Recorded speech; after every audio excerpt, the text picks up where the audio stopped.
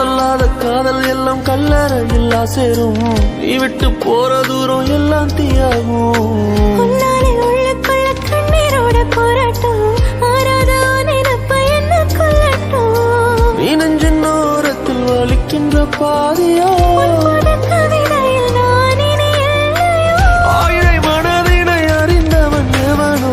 நீ அறிவாயின தவித்ததென்றேனோ. நான் உனதில்லை என்றால் இருக்கவா? உயிரே உனதாய் நான் பிறக்கவா?